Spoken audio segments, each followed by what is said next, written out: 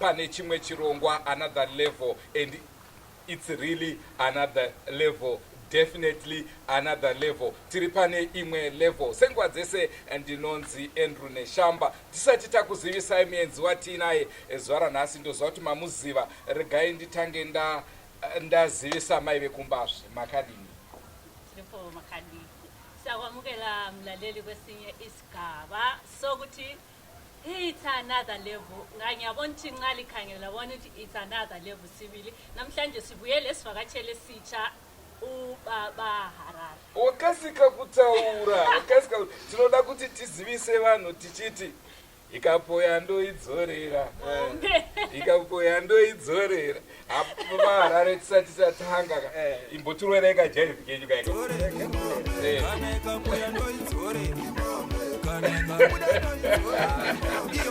Ai inodzorerwa ikapoya. Kusangana kwatiri kuita nhasi tina Baba Harare pachirongwa. Toda kuti tipe nguva ino kuna Baba Harare, vanhu vanoda kuziva kuti ndiani anonzi Baba Harare, vanoita nezvei. Senguva dzese, don't forget to subscribe to Drewmas Media. Remember, Drewmas Media taking you to another level. This is just another level. Handizvo star. Yes. Saka takuda kuti nguva ino tipe kuna Baba Harare. Vambotitira zvavanogona. Ndaona kuti pavanga vachida kutamba vatadza kutamba nekuti takavakomba. Tinofanira kuvapa stage vari vega. Chekutanga tingade kuziva kuti ndiani anonzi Baba Harare. Right, Baba Harare zita rake repachiti panonzi Brave Man Mawanza. Anobva kubhikita kumashoko mission anda masvingo wezhira wezhara wezheve. Wani munhu akabva kumasvingo kuya kuHarare kuzonzi Baba Harare. VekuHarare variko. The only sugar daddy in Harare. Ndo Baba Harare. Wezhira ya. Aiwa, tinofara kuya makapinda muHarare. Chakaita kuti mukwanise kutonga Harare inyaya yekuti Harare haina muridzi. Makorekore ari muno, mabuja ari muno. Ya vese varimo zvavo. Ndoziva kuti munhu wese anenge achidawo chinzvimbo ichocho kuti aite baba veguta. But anenge avhotegwa ndiye anozokwanisa kuita baba. Saka ndingangoti vagari vemuHarare vakandivhotera kuti ndiite baba vavo. Aiwa, zvinotendwa. Right, takuda kutanga kutarisa nhoroondo yenyu munhau dzemimhanzi. Makatanga rini? Muri kupi zvaita sei? Mimhanzi, I think kazhinji munhu wese anongotaura kuti ndakatanga ndiri kuchikoro chichira. I think ndizvozvo. Ndakatanga ndiri mufana mufana. Ndakatanga kudzidzira kuridza gitari. Gitari ndakadzidzira ndega naodzidziswa. Kusvika ndatorigona. Ndobva ndatanga ngoteererawo music yairira paredhiyo. Ndichiteedzera. Kana kuchikoro vandakapinda navo ndozviziva kuti yaitopinda naro muklasi panjuru regaloni yayi. Tichiteedzera zana macheso zana. I think gore rakabuda album ramacheso rekuti teererai tichiri kuchikoro ipapo. Taitoridza tiri muclassroom tichiteedzera zvana mujindu zvavanhu vachifara. I think basically ndo matengera takaita music. Saka kuzonyatsopinda palimelight. Hatisuda kunanga palimelight. Toda kuti kuzoti uzoti ndakushanda negroup. Yeah, I think group randakatanga kushanda naro igroup ratakafoma tiri kumusha. Taifamba tichiridza muzvikoro, mumaprimary school, masecondary tichibhadharisa. Unoziva kuti Harare waibhadharisa kana empty bottle kana 50 cents yako pamwana. Tovhara muklasi vana vobhadhara tichiridza. Tizoite zvaibuda here kati hatangoona vana vachitamba. Zvichiratidza kuti vaitapirirwa. Zvichiratidza kuti vainakidzwa. Zvichizodaro manje ndanga ndiri form 4 ipapo. Form 5 yangu ndakazochinja kubva pamashoko mission ndikaenda kunonzi kwaMukanga kana kwaChizondo.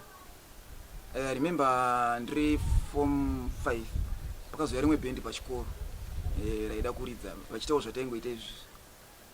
Initori muuniform paipa ndikati ndipo ndimboridza. Ndobva ndatoridza gitari vanachikoro kutotapirirwa kuti mukomana nditorova ka. I think ndodhera ndakapedzera kuonekwa pachikoro. Ndobva ndateera netimu raiya ndakutoita. Ndakaenda kunonzi kujerera kusaka. Okay. takutanga kufamba muzvikoro futi tichiridza ndobva zvazodhakwawo. First watch I think ainzi I think pamwe achaiwonawo video iyi ainzi Silvanos. Silvanos. Ndobva zvadhakwa kujerera kweha munongoziva zvemakitare ekumushampezera makumbokona nako. Umwe nomwe unobva adzokera kumusha pe. Nemari yangu yandakaridza ipapo I think ndakwanisa kutenga 2 kg yangu yeshuga. Okay. For my shows atakaita. Yes. Nebhasi ndobva tadzokera kumusha. So musati maenda kuri ipapo saka pachikoro makazoita sei? Ndakatogumira form 5. Alright. Andina kuzopfuura. Alright. But form 4 ndakatopasawo chezvo. Kana kuchirungu nditori nebiche. Kusangodawo uchitaura zvedu otherwise takatochipasa. Right, ndobva mazoita sei? Yeah.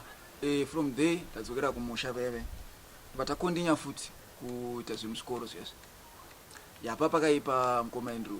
Ndokuti moziva kuti tagadzira mainstruments edu waitora drama handiti kana madrama aniswa mvura aya ubva wacheka dramu nepakati uisa dehwe remombe uko ndouya kiki edu kick drum cheche chairema saka pairohwa kumusha unorwa long distance like tongoti pano nokunotoni ndo distance yezvikoro muchifamba muchiridza saka mune makatakura zvinhu izvo zvimagitari zvimaspika maitoita zvokudi zvokutakura masvika ikoko muchawana mabhodhoro because vana vana mabhodhoro ekubhadhara tozonotengesa mabhodhoro after show. Mabhodhoro aiwayemesa futi muchidhiramu chiya chozara saka zvairwadza. So after ipapo pane vamwe kule vangu vanonzi Vakwenda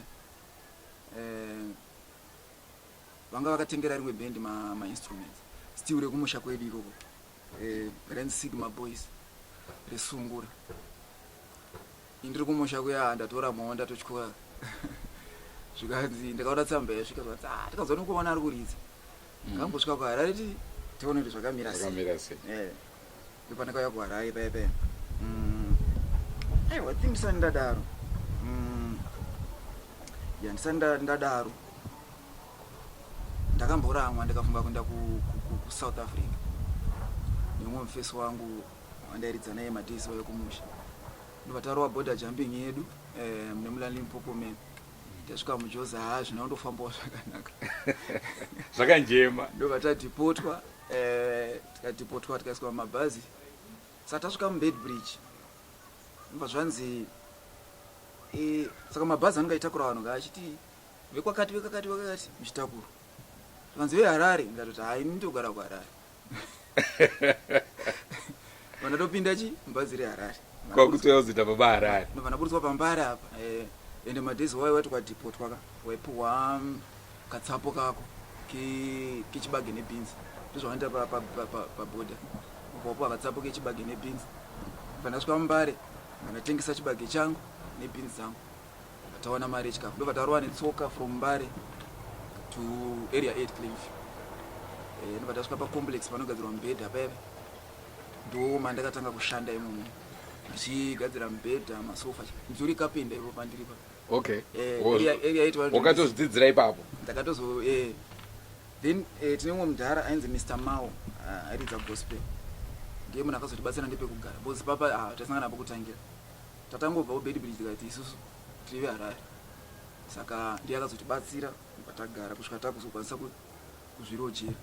Ndobva Harare yaramba ndobva ndazoramwa ndikadzokera kumusha ndobva ndakazonyorerwa tsamba kuti chiuya kuSigma Boys navakwenda tasvika kuSigma I think vamwe vanomuziva vanonzi madzibaba Shekede so aridza nakapfupi ndiwo munhu wandakakwenya naye Sterek neSigma Boys tichiridza sungura.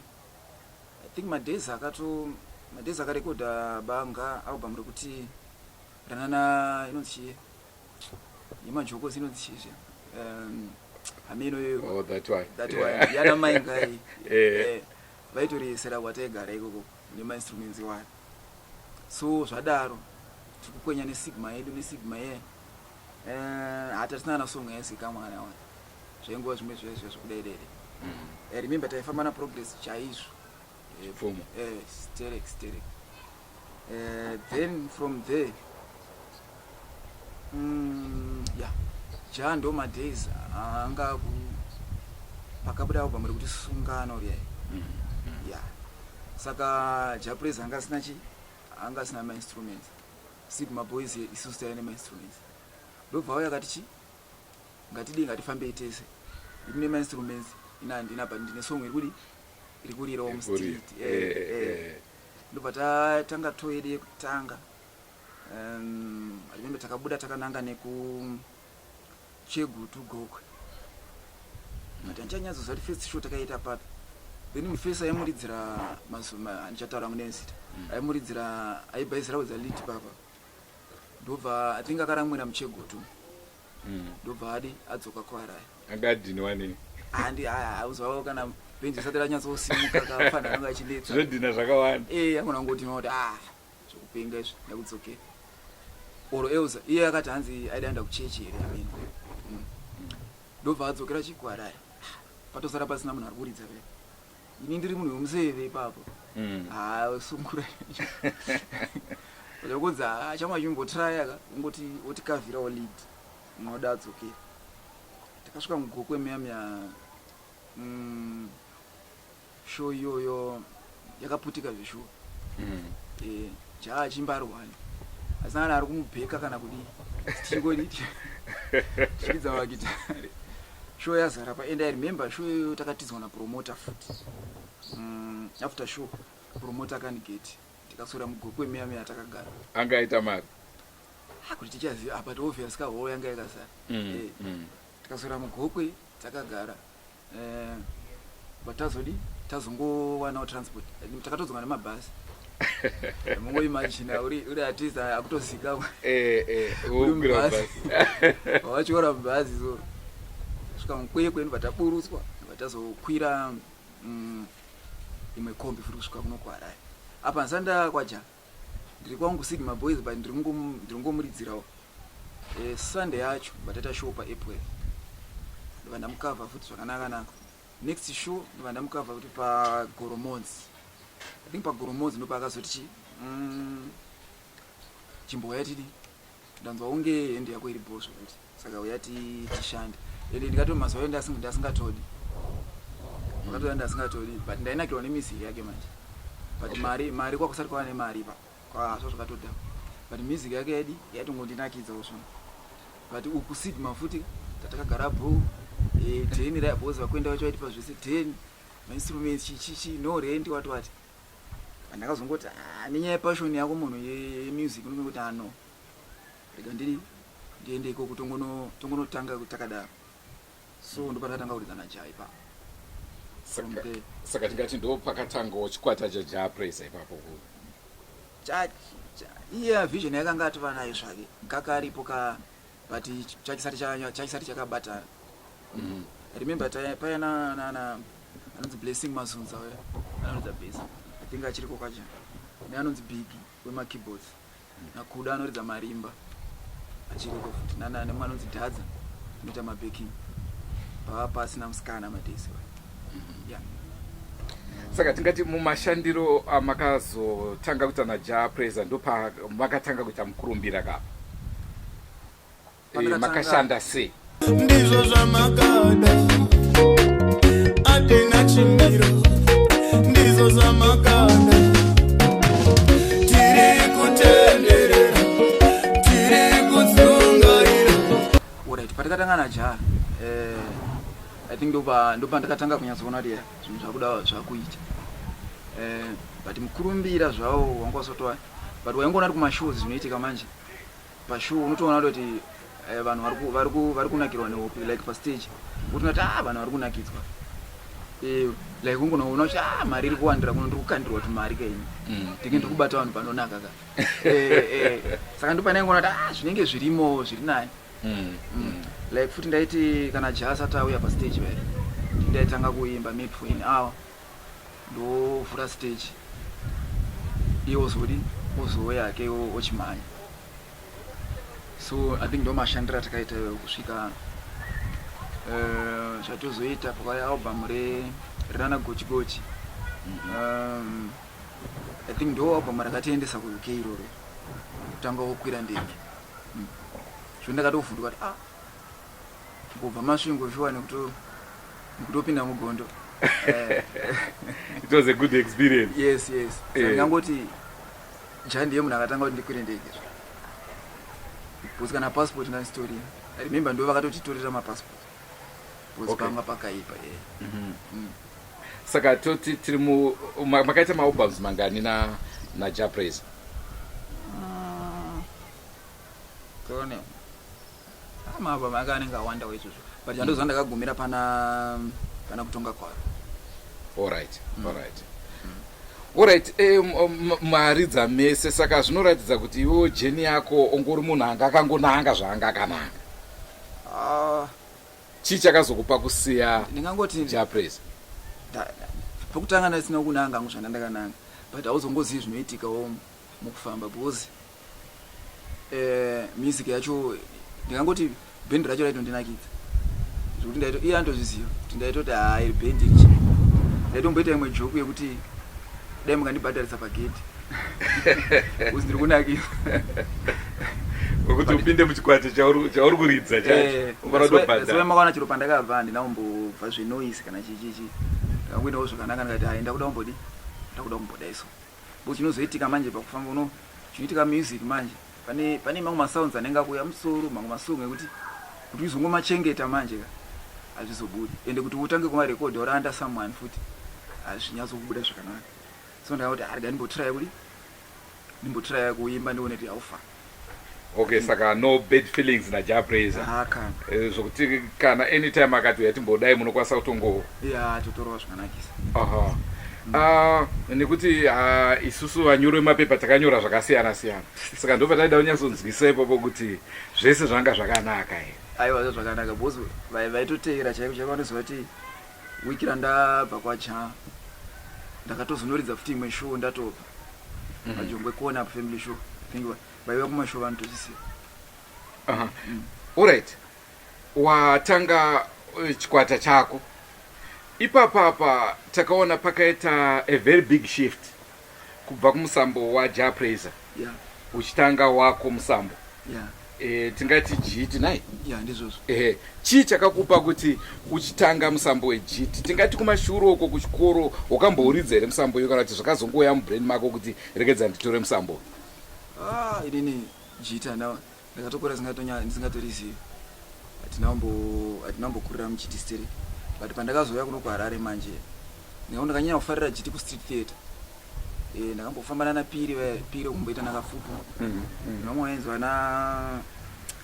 ana Sele nana mai Yogi saka zvemaarts zvimawo ndakambofamba navo vachitengesa mazidhiski tichitendera saka GT manje zvainoita imusic yeti inofanira kutambika chero pasina gitari chero pasina ngoma, so ndo inotoshandiswa kustreet theatre iyo kuti uunganidze vanhu. Saka kwaruva GT yako kwadai vanhu voungana yatosiyana neimwe music. Ndo pandakatanga kufarira GT. But pawakaita street theatre apa it was before you joined ana Japraise aka? Before. Wazotanga chako chikwata ndobva waona zvakakodzera kuti umboutraya musambo iwoyo. Plus I think inini ndikati first mashows angu ndakaimatira kumufocus. Mashows angu ekutanga akanyanya nyangotimbe pamufocus ndakanyanya kutanga kundifarira stere.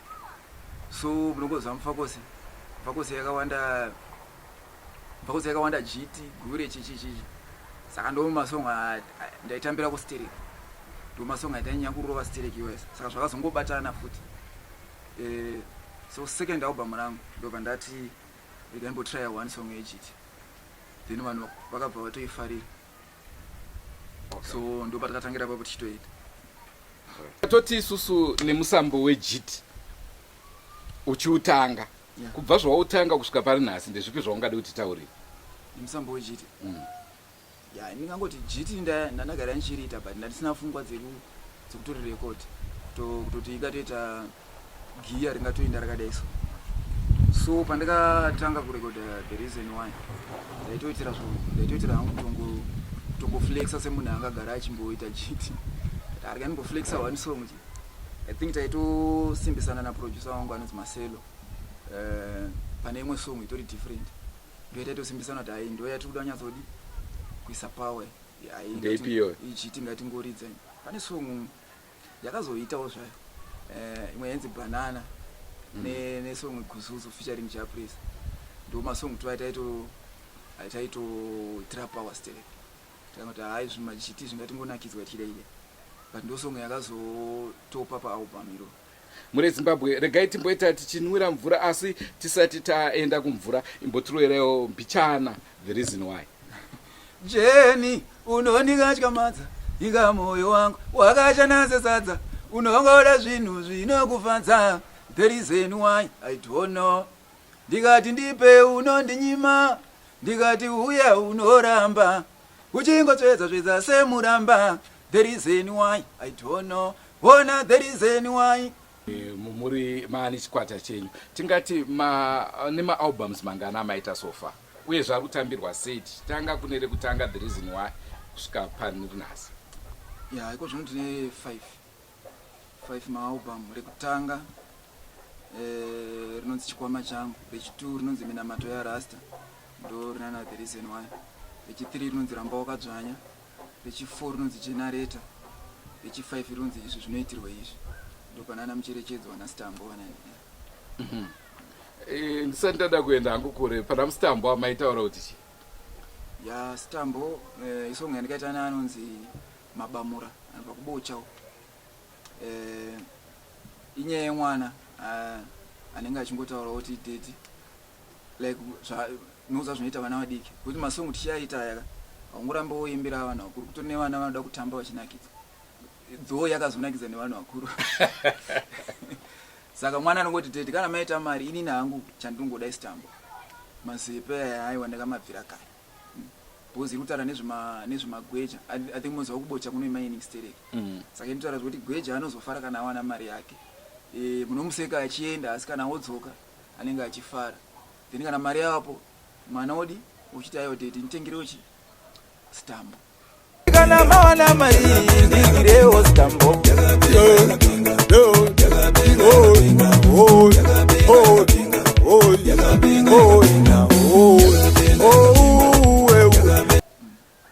Ingori social ngiri zvingoitika everyday. Ndinoona pa masongs enyu anogona kuita tingati 3 stages.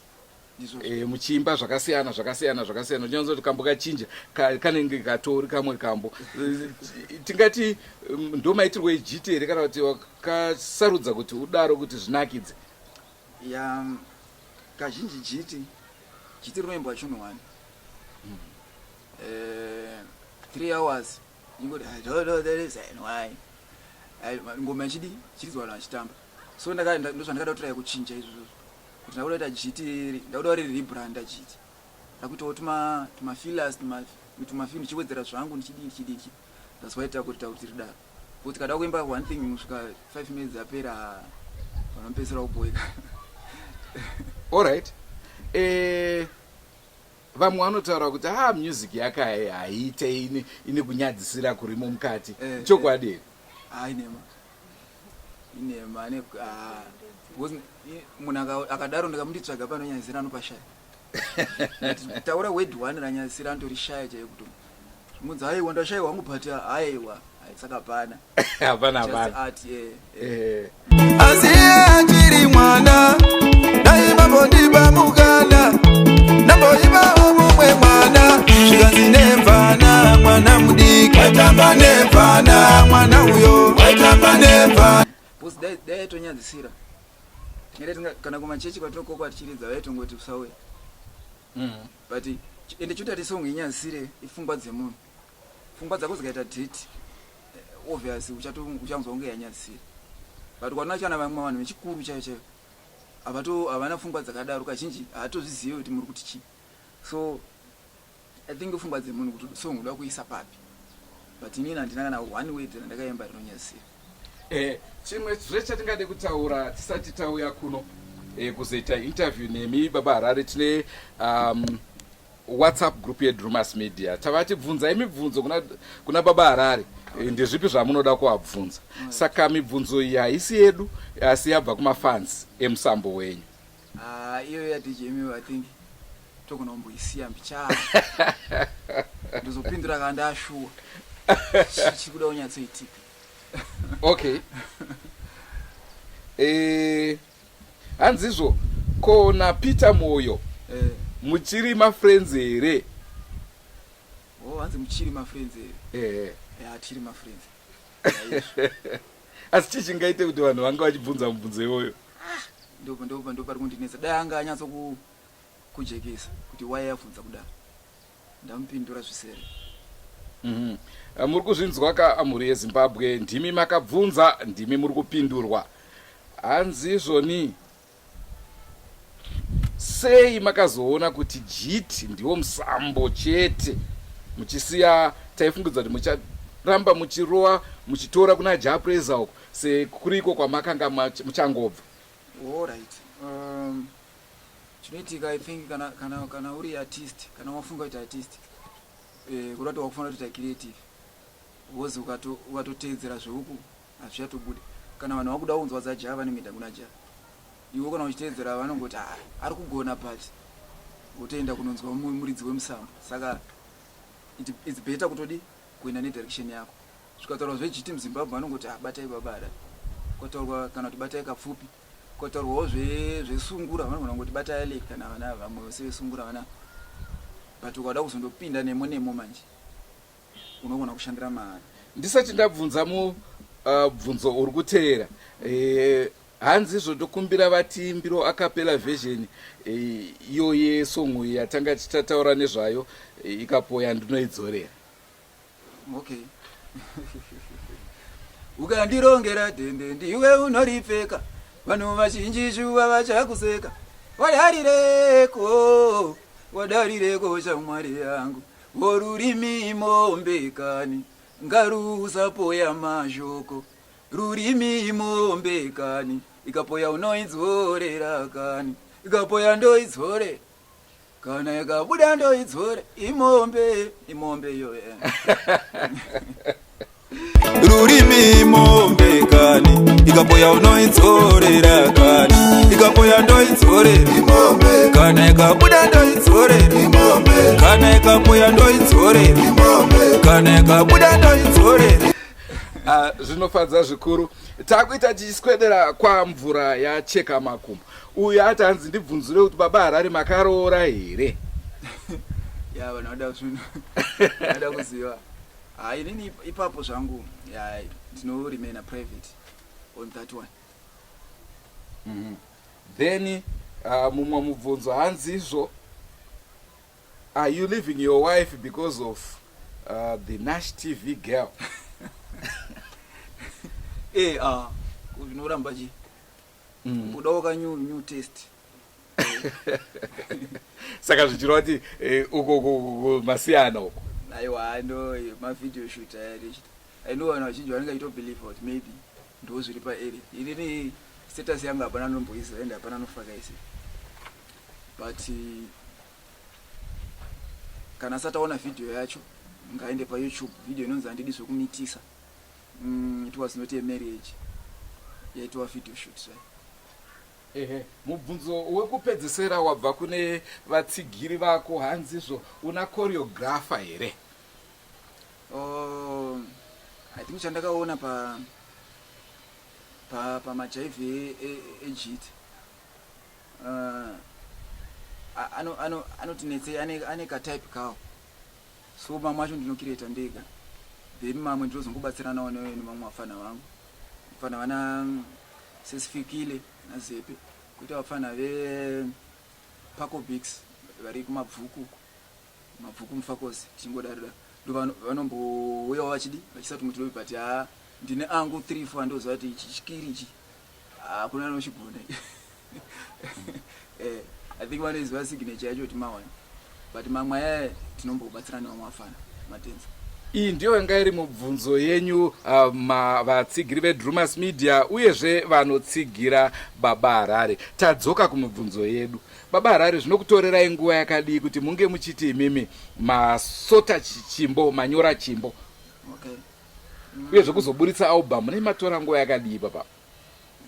Nchandakaona pa music haidi kudzamisa stereki kana kuda kuti pane mamwe masongo andinoita ekuti obvious anotoda nguva kuti unyatsonyora kuda kuziva mamwe kuti ndoita wanawo ndapedza from scratch.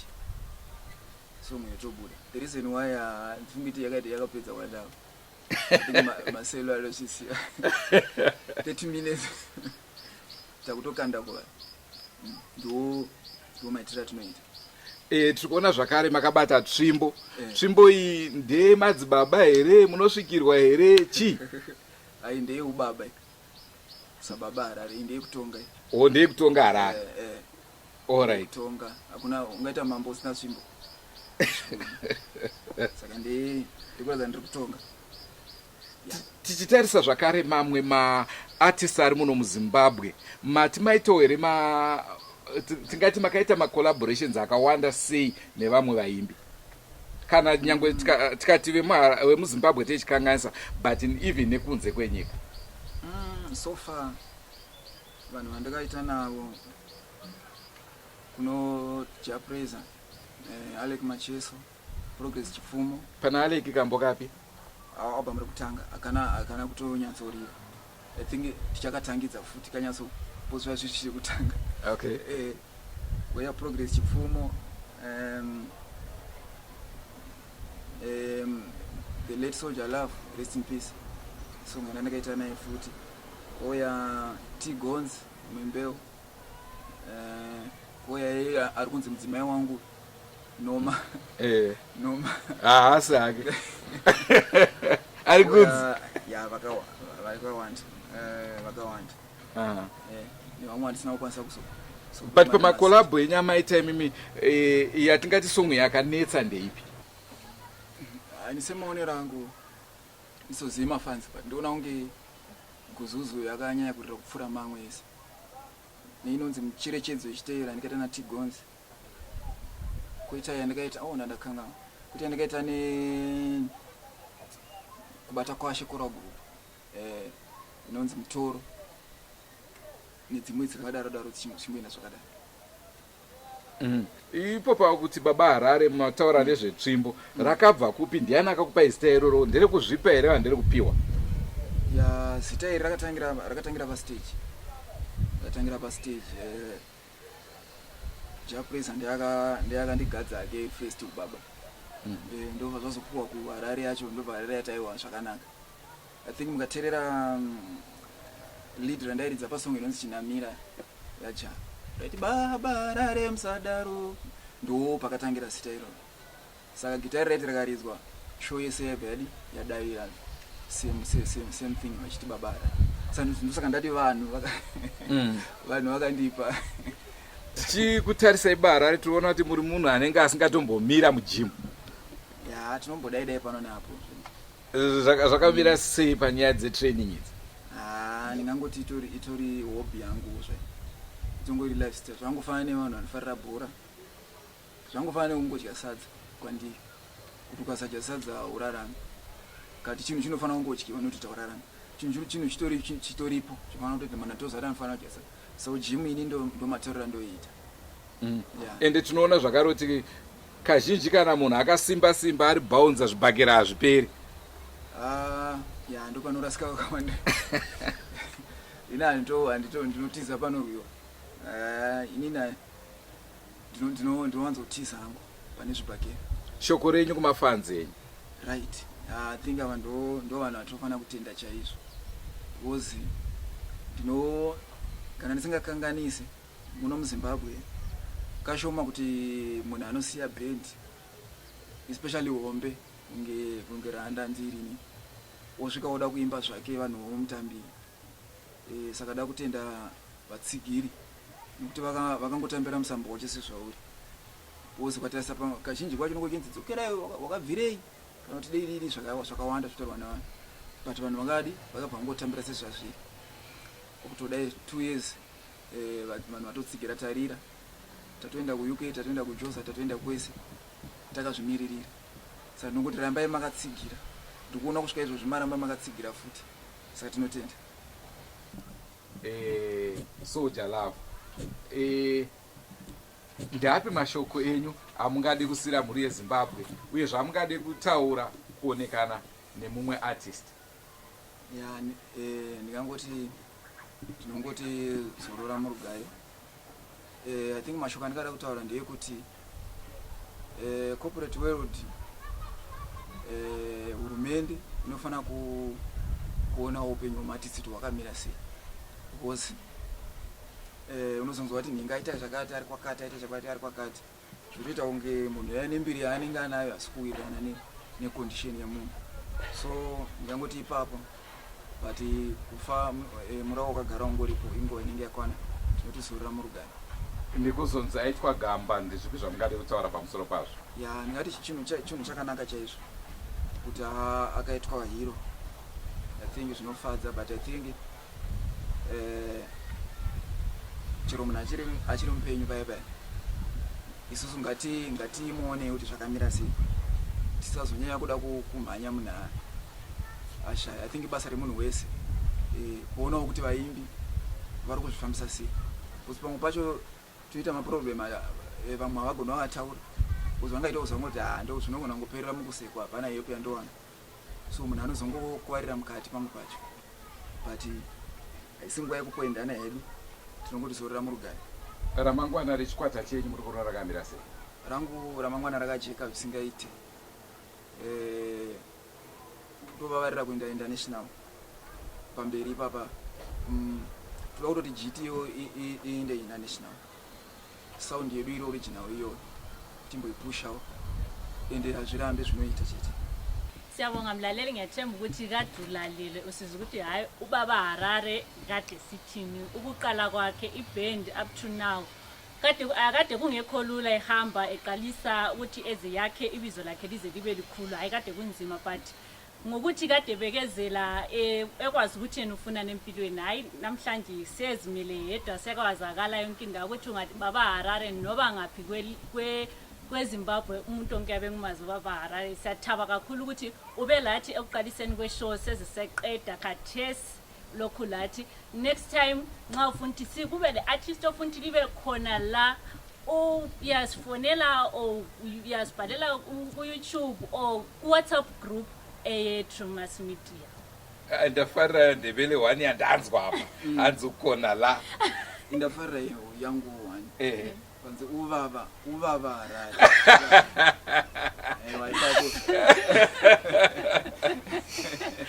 Muri Zimbabwe angari mafaro edu kuva nemi pachirongwa chanhasi, asi ndinovimba vazhinji vadzidza zvakawanda rwendo rwokuti munhu ubve uko kuzotonga kunoku. Pane kambo kakamboimbwa kunzi kuState House kure, hazviite kuti ungosvika kuti muHarare inini ndini ndakutonga. Zvinotoreva hard work yakarohwa ipapa. Mukatarisa vachitaura nhoroondo yavo yekutakura magitari, yekufamba ari mwana wechikoro kusvika pari nhasi, zvinoratidza kuti ubaba Harare hauna kungouya, wakashandirwa kunyepa here star. Hayi asomaka. Saka muri Zimbabwe zvese zvinoda kushinga, anga ari mafaro edu kuti tinge tina baba Harare. Baba Harare toda kukutendai zvikuru nenguva yenyu yamatipa kuti tinge tinemi pachirongwa chanhasi. Asi zvakare kuna anyway yotamu nhasi ndiye ari pamakamera. Rashio tatendai nherera ndiye gafa redu nhasi. Ndoziva kuti mushure mechirongwa pachange pane zvibhakera zvikuru. Baba Harare maita basa. Aiwa, ndotenda nekuvanenge. Senguva dzese, don't forget to subscribe to Drewmas Media. Drewmas Media, taking you to another level. Ye manu wereka mwana wangu, tarira ndiwe kagotwe rangu, terera unzwe mashoko hangu, chitema zvikanziramba wakadzvanya wedzera, dzvanya mudiwa wangu, dzvanya wedzera.